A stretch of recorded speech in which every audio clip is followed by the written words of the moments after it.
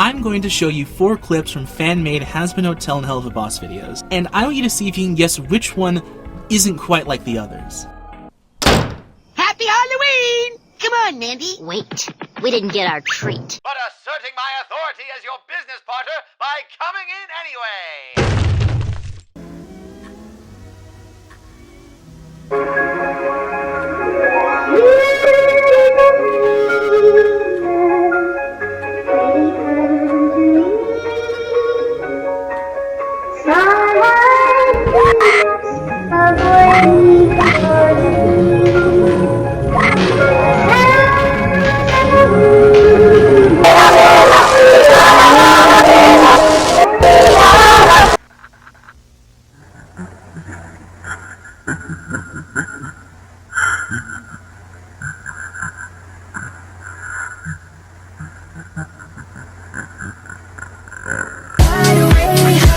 Yeah, so you may be able to see why this series caught my attention.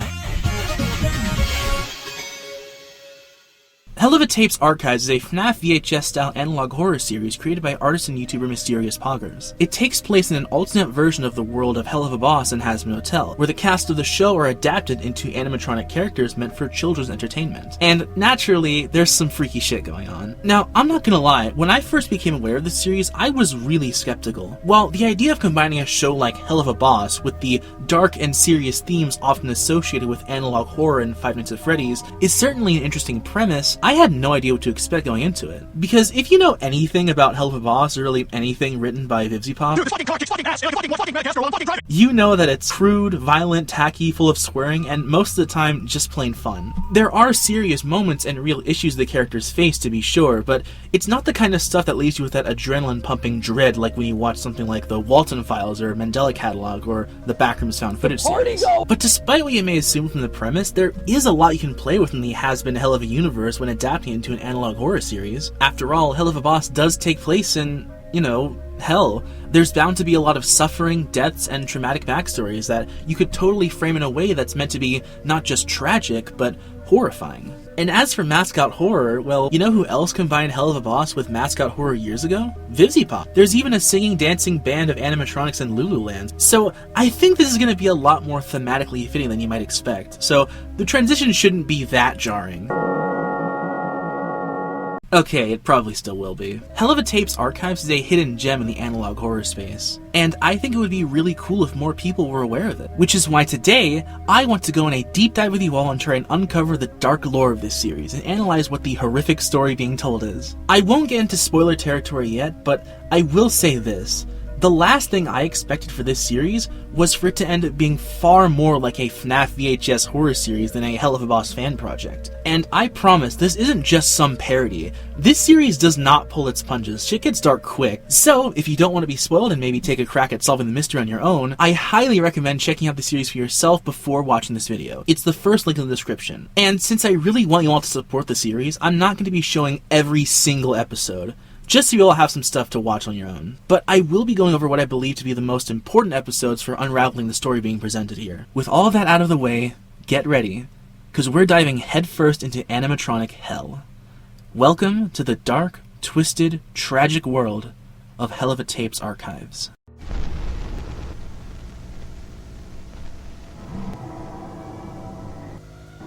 Our story begins with a video called StayInTouch.avi, where we follow an unnamed character that has found these VHS tapes from a company called Crimson Red Servos Incorporated, or just Crimson Inc. for short, who has decided to share them on social media. This character goes on to explain that they're an employee that's working on this restaurant concept called Blitz's Funhouse Emporium, as well as the cartoon series attached to it, which is based on a, quote, mockumentary show based on the IMP company. And Blitz's Funhouse Emporium is basically the series' version of Freddy Fazbear's Pizza, an attraction where people can watch the animatronic characters perform. And speaking of, here we get our first look at the animatronic characters part of this franchise, as well as getting some context for the world that we're about to dive into. Because this is not the standard world of Helluva Boss that we're all familiar with. In this alternate universe, basically every major character in Helluva Boss, Blitz, Moxxie, Millie, even side characters like Striker and Verosika, have been adapted into FNAF-style animatronics, and they look horrifying. Seriously, props to the creator for making these animatronics simultaneously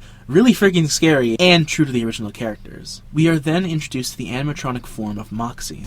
It's your birthday. Why don't you come in? Don't worry, I don't bite. What is it like out there? What have I missed? Moxxie laments that they've been trapped and want to know what they missed out on, which seems to imply this animatronic is possessed in some way. He also says that Millie is just sleeping. Oh, Millie's just like. Although I have to assume that's code language for she's dead as hell. That's why your mama dead. Suddenly, we hear a robotic voice say a bunch of numbers.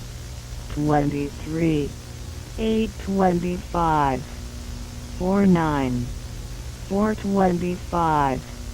Each number in this sequence is lower than the number 26, which means that this sequence of numbers corresponds to the letters of the alphabet. And when transcribed, the message reads, "Why did you leave me?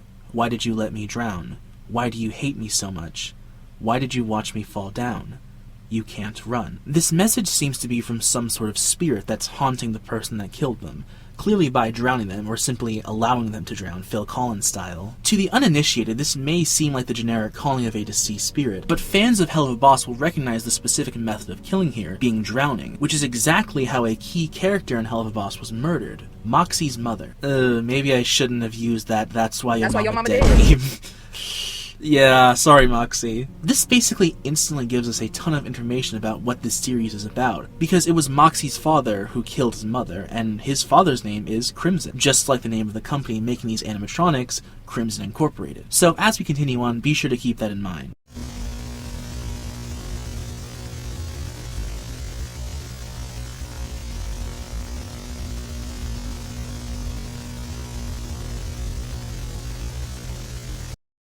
The person recording seems to have returned to the location to record more and scope things out, but a hidden message says they're also trapped here, so it's kinda hard to say what's really going on here. The person recording shows the hallway before going downstairs, where they enter a large room with a bunch of animatronic characters. We see Verosika, then Stryker hunched over on the ground, and then Moxxie.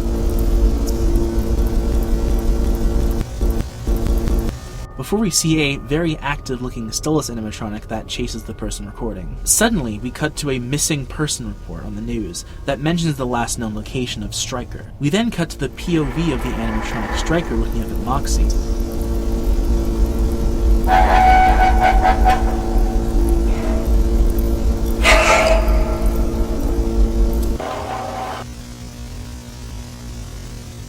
It cuts to a news report about how Stryker went missing, confirming he was trapped in an animatronic suit based off his own likeness, which drove him to madness. And it's here we see a very fucked up looking Stryker. Yeah, you can really tell he's gone insane. But because we both saw the animatronic character Stryker and the real Stryker, it actually confirms that the real versions of these animatronic characters do, or at least did, exist. Which is really fascinating to me, because it actually parallels what happens in Helluva Boss. Because in the canon of the show, Blitz is an entertainer. His job before being an assassin and starting IMP was being a clown and circus performer. So it actually makes sense that in this universe, he just never switched career paths, and ended up selling his likeness to be turned into a robotic performer. Which is also something that happens in Helluva Boss. It happens to the character Fizzaroli when he starts working for Man-Man, where we see his robotic performer counterpart in the second episode of the entire series. I just think that it's really cool that despite being an analog horror series, where, you know, the whole point is kind of distort elements of the original source material, Helluva Tapes Archives in many ways does stay true to a lot of elements of the original show. But anyways, it's made clear that the events depicted in the VHS tapes ended up driving Stryker to madness, which, knowing his character, it really seems like it would take a lot to break that guy. I can't imagine what kind of horrors he must have witnessed down there to turn him into this empty husk that we see in the news report. In the end, it's revealed that Stryker would never recover from the trauma of being trapped, and was found dead in the woods not long afterwards, trapped in the exact same animatronic suit that broke him. Hidden text at the end reads, "We are the dead reflections of that live comedy." This sort of implies that the person recording this video actually is Stryker, which is really strange to think about, because Stryker does not seem like the kind of person that would be scared of something like a robot when he has, you know, angelic weaponry. It just makes me wonder, is Stryker also a hardened killer in the show, just like Helluva Boss? Or is he and the other characters basically just normal people. Regardless, this episode does shine some light on what's going on here, with the happenings at Blitz's Funhouse Emporium very clearly showing how horrible at management Crimson Inc. is and how much devastation they're causing already. But to what end, we'll just have to wait and see. Further cementing that this series does take place in the same hell as Helluva Boss and Hazbin Hotel, this episode of Helluva Tapes Archive shows a broadcast of Vox TV. Vox being the TV-headed man that appears in Season 1 of Hazbin Hotel. And the broadcast is streaming an episode of the... Wait, that's Helluva Boss. Like, the show Helluva Boss. Does Helluva Boss exist as a show when Helluva Boss... What? Okay, so, according to the creator in this comment, Helluva Boss is actually a show in-universe that's made by the characters, and apparently in this world it's some sort of sitcom, so I guess in this universe they're also TV stars, which is a little bit confusing. I feel like if you wanted to have a TV broadcast be interrupted by something, you could have just shown some other TV show or news broadcast in the Hazbin Helluva canon, maybe some sort of performance put on by Fizzy or some I don't know, but yeah, I guess Helluva Boss does exist in Helluva Boss now. The recording of the episode cuts off and is interrupted by an episode of a show called Moxxie's Playhouse, which, according to the uploader, is a children's show with puppets based on the animatronic characters in Blitz's Funhouse. And it's really strangely in character and surprisingly wholesome. Oh, hi there, friends. Good to see you there. I'm just drawing some of my favorite things. I guess if any character in the cast of Helluva Boss would end up being this Mr. Rogers-type children's show host, it probably would be Moxxie. He's a total sweetheart. Moxxie shows the viewers his drawings based on things they saw in a dream. Would you like to see?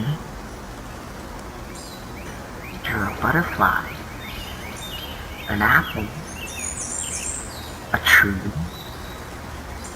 and well, I'm not really sure what it is, but I saw it once, in a dream I had.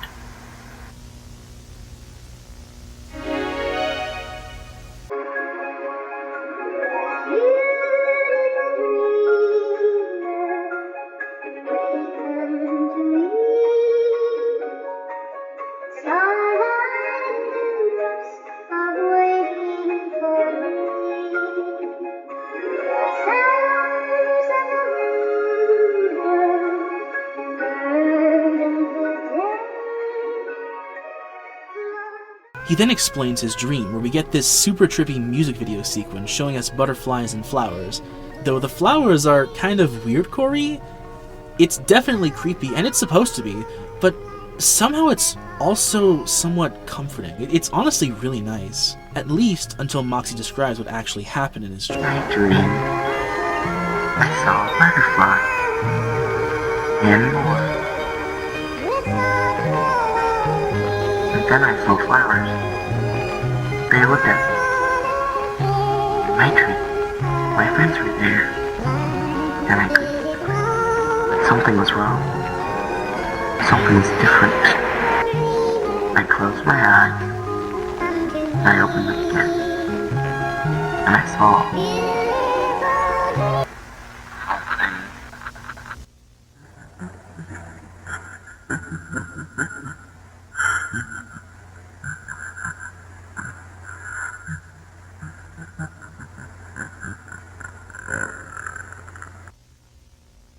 We don't know exactly what the something that he's talking about is, but based on the very long and intense shot of Moxxie's traumatized eyes staring at the camera, well, clearly it must have affected him to the point that he could only express what he saw by just drawing a bunch of scribbles on the paper. Did he really see something that looked like a bunch of squiggles, or was it just so horrible that his mind just blocked it out? It then cuts to a video of someone trapped in Moxxie's playhouse. They manage to spot Moxxie's animatronic, but they don't stick around, hiding in a closet. Although, it's not entirely clear if Moxxie is hiding from the person holding the camera, or something else in the building, that perhaps the camera person should be hiding from. We don't know. What we do know is that this video contains another secret message. Once decoded, it reads as follows. I feel nothing. All the hurt in me is leaking out into a puddle of burning people. Into them is. Unfortunately, the grammar of this sentence makes it a little bit hard to understand what exactly is being said, but I think this is a message from Moxxie, who seems to be talking about their own death. "I feel nothing" sort of implies the numbness of losing control of your own body, and he describes all the hurt inside of him leaking out into a puddle, as if the pain he felt was slowly fading away as he died. And perhaps he was literally bleeding when he did die. The part about burning people and "in my" in the letter B is a bit more unclear, but I think he's trying to say "in my blood," referring to him being killed by his own father, his own blood. Again, not totally clear. The episode ends with a cut to black and a not-so-genuine apology from Vox TV, saying that they don't know how a cancelled show ended up back on the air and that they're working on it. This episode is honestly a major highlight of the series. Not only is it wonderfully animated, but it also gives us a glimpse into the life of these new versions of Moxxie and the rest of the cast, not playing the role of killers, but, well, playing the role of children's entertainers. Though it's impossible to forget about Moxxie's staring. And while we don't know exactly what he saw in that dream, in the next episode we get a much clearer picture of what exactly troubles Moxxie so deeply.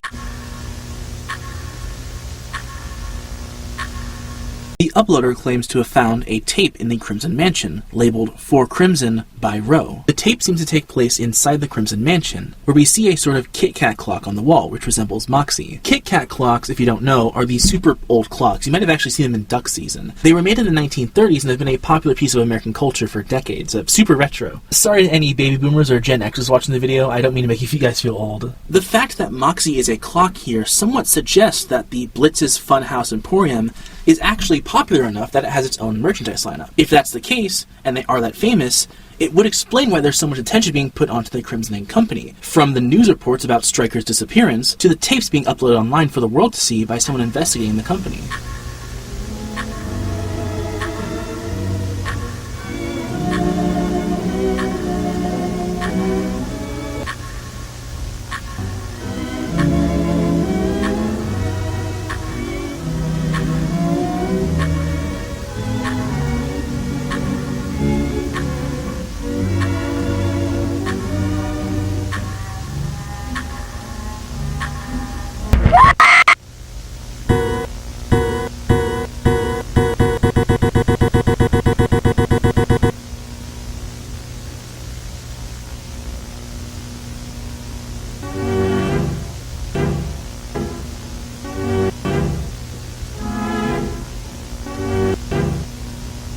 Now, my initial assumption about this tape was that it was a message from Moxxie to his father Crimson, expressing his anger about the fact that he killed his mother or someone else, which, trust me, we'll get to. But I think it makes the most sense that he's specifically enraged at his own mother's murder, which, in Helluva Boss, is a major point of trauma for Moxxie. But I don't actually know if this is a message from Moxxie, because the tape says, "From Ro," so who is Ro? Rosie? Maybe a nickname for Roly, like Fizzerol? You know, that's stupid. Why would I say that? I think the Ro being referred to here is meant to be Moxxie's mother. Though she goes unnamed in Helluva Boss, a lot in this series points to his mother returning as some sort of vengeful spirit. Regardless, this does give us some additional information for the series. It seems like Moxxie and his strained relationship with his father/murderer is going to function as the main driving force throughout the series, and keeping that in mind will make understanding the story being told here much easier. Although not too easy, as the next episode completely throws us for a loop by, instead of being a VHS tape, being a screen recording of a Flash game.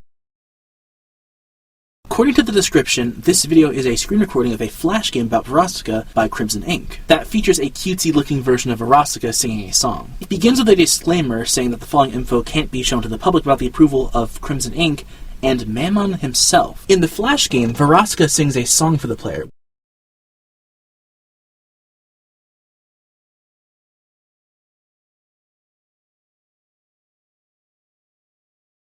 which, as a singer, does make a lot of sense. But of course, instead of the more suggestive version of her we see in the show, this one is just singing a silly song for a kid's game. At first, the animation is super cutesy and lighthearted, clearly taking some inspiration from the Lacey game series by Ghost Tundra. And I honestly thought that I was on the wrong channel for a second when she started singing, because at the start, it's literally just an animation meme, basically. But very quickly, things start to dissolve.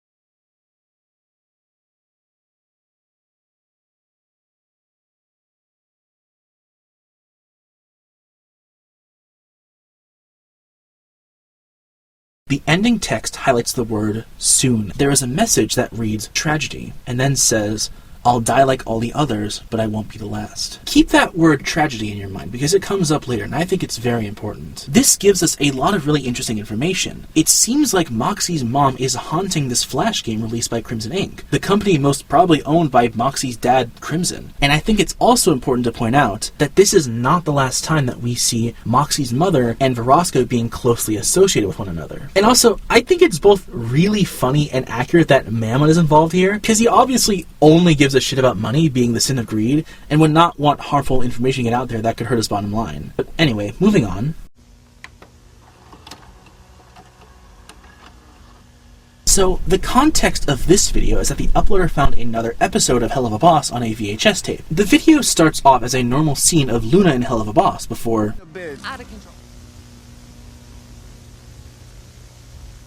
Problems on purpose, so I feel like...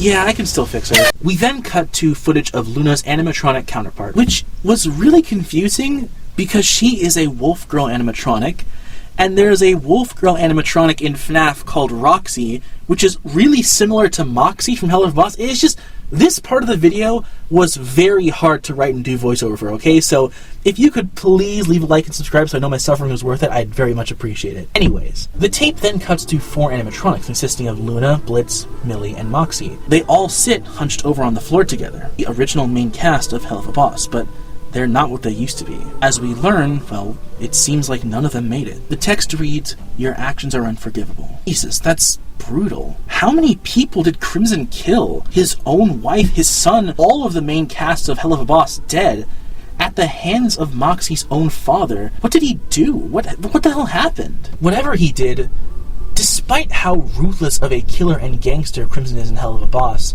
I don't really think he's like that in this series.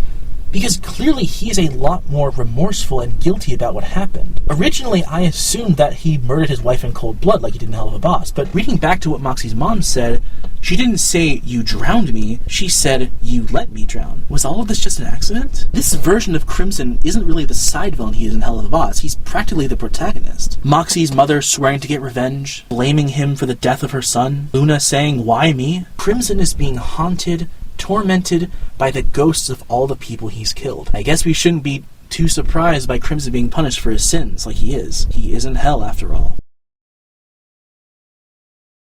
Blitz's Funhouse early investigations consists of a bunch of security camera footage. I guess we're really going heavy-handed with the FNAF stuff this time. The description reads... I'm not reading that, just put it in text-to-speech. Before the tape begins, we get a statement from a worker regarding something called Project Mox. He seems to talk about moving around the animatronics in order to be able to hopefully open up the restaurant. The security camera footage here reveals the interior of Blitz's Funhouse, and we get to see different areas inside the building, such as Fizzy's Arcade, Striker's Cove, Verosika's Bakery, and the main stage. Everything seems to be normal and still, but eventually on one of the cams, we see movement.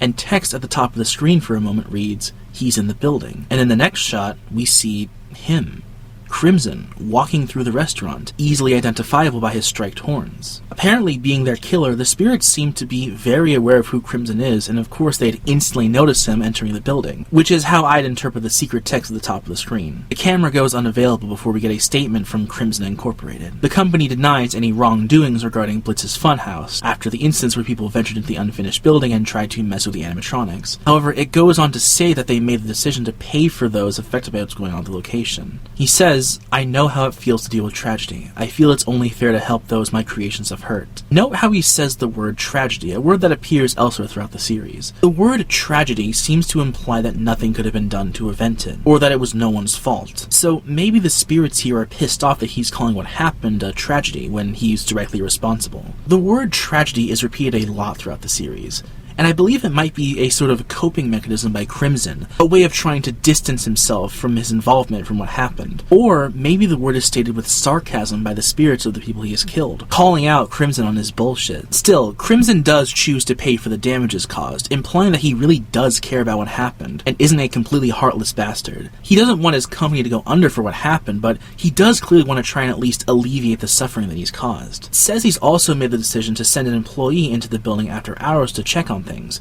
and perhaps capture what it could be causing these issues. It's not entirely clear what these issues are, but I have to assume it's because the animatronics are being really aggressive. Though, if the animatronics getting aggressive is what ended up killing Blitz and Moxxie and everyone else, then what would be the point of them becoming haunted? Would they just get double aggressive? I think this is instead implying that the other characters may have been killed through other means, and that the aggression of the animatronics is caused by them being haunted, which then results in more people being hurt. I'm not totally sure. It's sort of like a chicken and the egg situation here. Regardless, the employee does end up at Blitz's Funhouse Emporium after hours and begins looking around. Something I noticed while watching this episode is that the walls are green and striped, which looks almost identical to the interior of the Crimson Mansion. Did he design this place after his own home? The employee continues to search around the building, but apart from Verosika sneaking a glance at the employee, nothing really that eventful happens, and they're yet to find the source of the problem. They eventually make their way to Fizzy's arcade, where we can see this big red tent-looking thing. It sort of resembles a circus tent. The employee then hears loud booming footsteps from the distance. It cuts to them looking down some hallway, and reaching the end of it,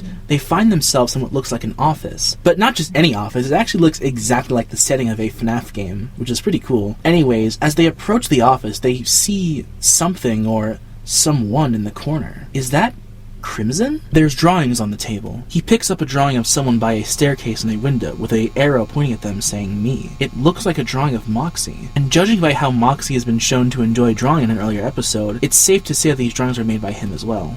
But as they pick up the drawing, they turn around and the Crimson animatronic comes to life.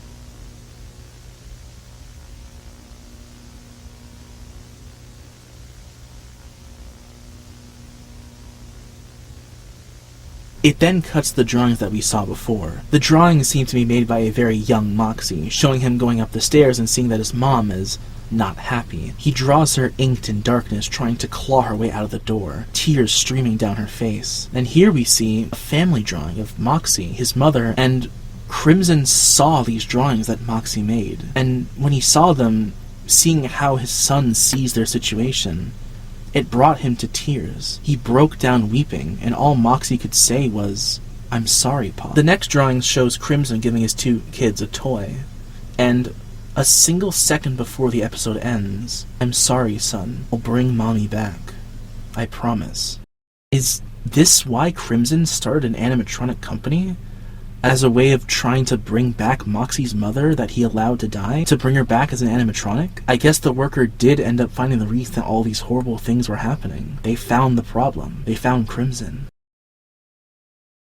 Here the uploader finds more games in the Crimson Inc. archive files. They lament that things are buggy and that they think something is messing with both the tapes and their computer. There's 4 games that the uploader has access to: Verosika's Baking Show, Striker's Shootout, Fishing with Moxxie, and Matching Cards with Stolas. They say they've already played the Verosika game, which seems to imply that it's the same game shown in the Verosika's Toon video. Though that game is evidently not called Verosika's Baking Show, so maybe that's why it's not totally canon. The first game is Striker's Shootout. The goal is to shoot targets, but not Striker. They say that it's a port of a game from Blitz's Funhouse, probably from an arcade game. As the person recording keeps playing the game and shooting the targets, we randomly see this thing show up. I had no idea what it was at first, but maybe the fact that it's made of these squiggly lines is meant to allude to the squiggly line thing that Moxxie saw in his dream? I'm not really sure. Striker does show up, and the person playing, of course, shoots him.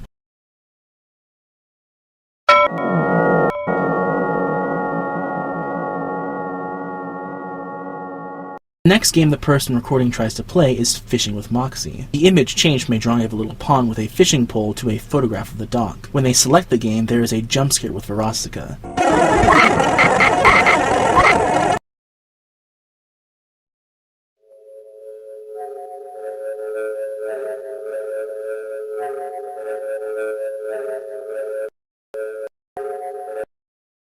again seeming to imply that in this world, Moxxie's mom and Verosika are connected. It seems to be some sort of visual novel. The screen shows a dark image of Crimson's mansion. I'm pretty sure the protagonist here is meant to be Moxxie. They enter the mansion and start exploring. Moxxie then heads into the living room, saying that they used to watch TV here all the time. The TV plays a video of a house.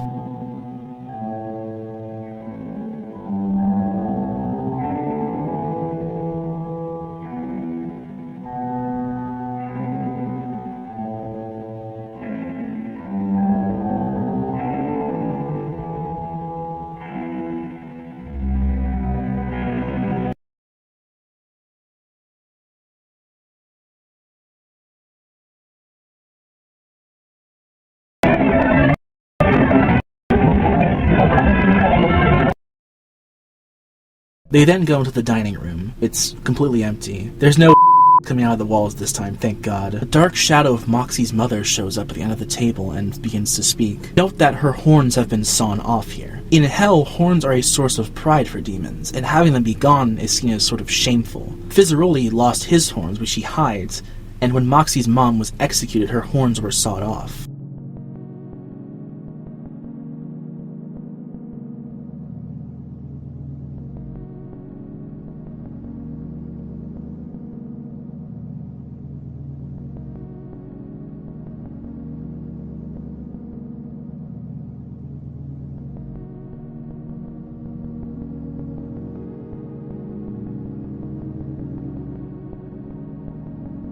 Moxxie goes back to the main area, trying to enter a door that's been locked. He then goes up the stairs and up more stairs. He questions if he went up too high. He finds a key and heads back down to check out the locked door. Moxxie goes into the kitchen, but he says he doesn't remember it ever looking like this. He turns around and sees his mother again, with everything glitching out.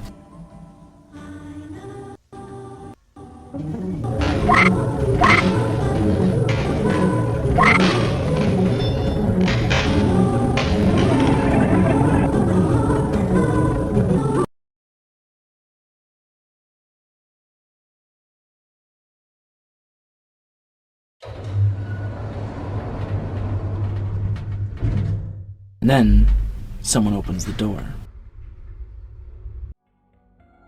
Here, we finally get to see what the Verosika's baking show game actually looks like. It's a pretty simple game, similar to the Hungry Pumpkin Flash game. All you really do is just drag the correct ingredients into the bowl.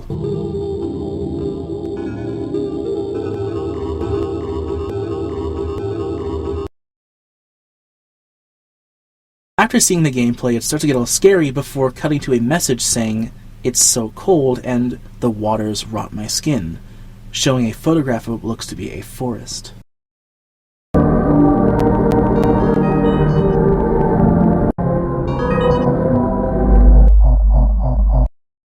It then cuts to a lake, and we see a conversation between Moxxie's parents. Hey dear, can we talk about something? Yeah, sure. What is it, Rose? I'm just thinking that maybe this job is getting in the way of your family. Two sons now. I don't want this job to consume me. You mean consume me? I'm in perfect control myself. This job isn't doing it to me. I need you, and I don't like seeing you come home frustrated every day. Well, it's fine. I'll see what I can do. I really want to give you guys such a nice life, so it might be a while till then. Come on, dear. Please. Just one day off of work. Please. Afraid I can't do that, Rose. This job, this hobby is my entire life. And I love you guys. I need this job. Oh, come on. Crimson. No, I need this job. Don't you get it, Rose? I need it. Nothing without it. And I need to support you guys. And I don't want you getting in my way. Then please, just listen to me. Why don't you just get off this boat already?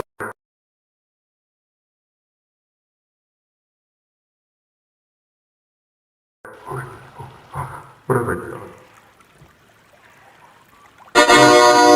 I'll get help.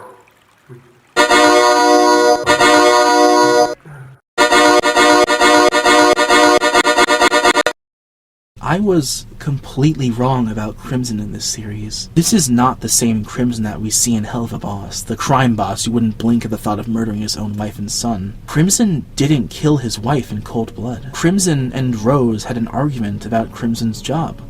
How he was always away from his family and always came home from work angry and frustrated. Rose asked him to just take one day off, begging his husband to take a break and spend some time with his family. But Crimson keeps saying no, saying they need the money and that he has to keep working. He gets frustrated with Rose's pleas, and in a moment of frustration and rage, he pushes her off boat. She drowned. Crimson went to get help, but it was too late.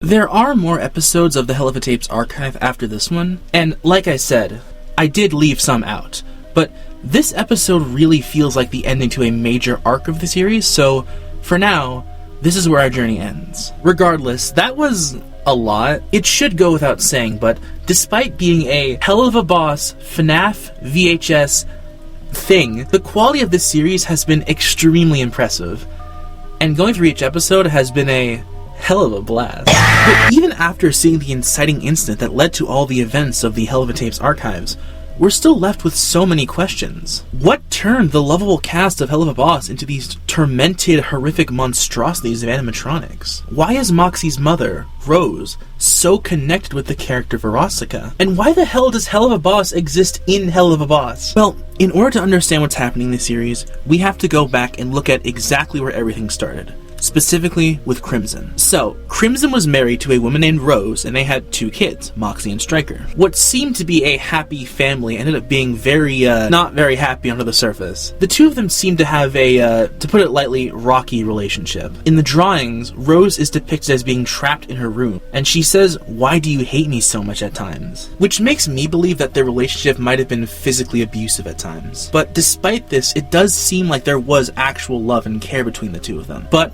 this unfortunately reached a boiling point once we got to the inciting incident of the Helluva Tapes Archives, the night of Rose's accidental murder. Crimson and Rose were in a boat on a lake together and started having a very serious conversation about how much time Crimson was spending away at work, away from his family. Rose begged Crimson to take even just one day off to spend time with his family, with his kids, but Crimson insisted that he had to keep working. Their argument escalated, and it led to Crimson pushing Rose off the boat in a fit of anger. Before he had realized what he had done, it was already too late. Rose was dead, having drowned in the lake. Her death tore Crimson apart, as well as his entire family. Now, Rose's death seemed to have taken place when Moxxie and Striker were younger kids, since upon her death, Crimson made a very father-like promise to them, that somehow he would bring her back. My guess is that Moxxie and Striker eventually cut contact with Crimson, moving away from home and starting a new life elsewhere in hell. And now the 2 of them presumably hate his guts and want nothing to do with him. Jeez, even in Vivzy Pop fanworks there's still fucking daddy issues. And this broke Crimson. Based on how Crimson reacted to the sad drawings that his son made about his mother,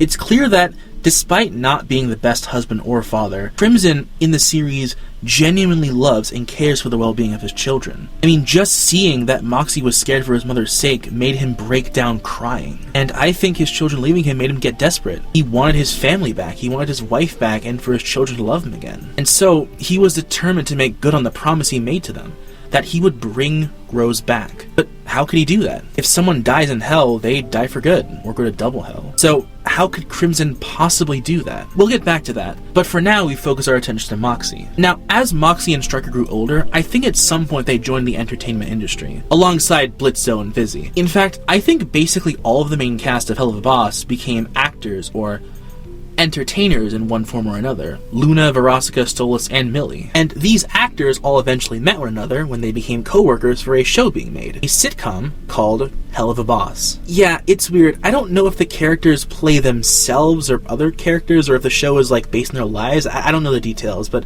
somehow these characters all came together in this show, and presumably became friends, and maybe even romantic partners. Moxxie probably got married to Millie, and Blitzo probably got with Verosika, or maybe they broke up and then he got with Stolas. I'm not entirely sure, but One way or another, this group came together through working on this show. And clearly it was successful. I mean, the show got so popular that there was merchandising opportunities, like what we see with the Moxxie-themed clock that appears in multiple episodes. So at this point, things were really looking up for Moxxie and Stryker. They were basically celebrities, entertainers working alongside their friends. They were all happy. And when Crimson saw this, he got an idea. He finally thought of a way that he could make good on the promise he made to his children, that he would bring Rose back. He started a company called Crimson Red Servos Incorporated. I believe he worked with Mammon and Osmodeus to create robots, not too dissimilar from the robotic Fizzy we see in episode 2 of Helluva Boss. And in seeing the success of his son's TV show, he realized what he could do. He could offer the producers of the show a chance to make even more money by turning the Helluva Boss IP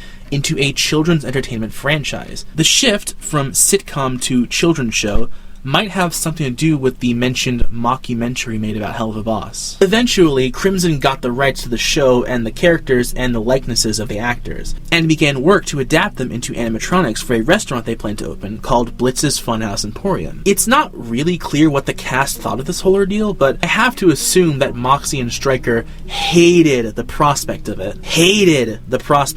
His father swooping in and buying out his entire job, which he could afford to do. They lived in a mansion after all. Just to turn him and his friends into freaky robots? They were not okay with it, and it only made their resentment towards their father grow more and more. Little did he know, of course, that the only reason Crimson was doing this was out of love for his kids, and the guilt over the death of his wife, their mother. I believe Crimson had some sort of plan to use these animatronics to somehow bring Rose back, but unfortunately, I have no idea what that plan actually is, or what the details of it were. I'm not sure if he planned to bring her back in a literal sense by making a new vessel for her soul, or if it was more of a actual robotic replacement where he would make an actual animatronic of her that could be like a replacement for the deceased mother, or if he meant more of a metaphorical spiritual sense, like bringing the family back together through the business partnership between Moxxie and Crimson. But no matter what Crimson had in mind or what he was going to do, it seems like his plans went horribly wrong. Something went terribly wrong with the animatronics, and it led to them malfunctioning and hurting and killing people. Again, it's not really clear why the animatronics became hostile, but what is for certain is that the animatronics Crimson made tragically ended up killing his own children. Stryker was trapped inside of an animatronic of his own likeness, and it drove him to madness and led to his suicide. And while it's not been shown in the show yet as far as I know, it seems like Moxxie ended up sharing a similar fate. Crimson had ended up killing not only his wife, but his 2 children. And I believe it was this that ended up making Rose come back, but not in any way that Crimson could have ever hoped for. Her soul returned to hell and attached itself to the Verosika animatronic. She used her character as a vector in order to interact with hell again, and it's clear that her tormented soul despises Crimson for what he did to her family. She promises over and over and over again that she will make Crimson pay. I think that's what we're seeing when we witness these scary, corrupted, glitchy moments throughout the Helluva Tapes archive. It's Rose. It's her soul returned to torment Crimson for everything that he did. Now, to be clear, I can't say for certain if this is even close to the correct order of events, but I do think the broad strokes of what I'm saying are true, and it's clear to me that there are 3 key players in the story: Crimson, Rose, and Moxxie. But Moxxie, despite being dead, seems to be going through something. On the outside, his soul has possessed the animatronic suit of him, but internally, it seems like he's still dealing with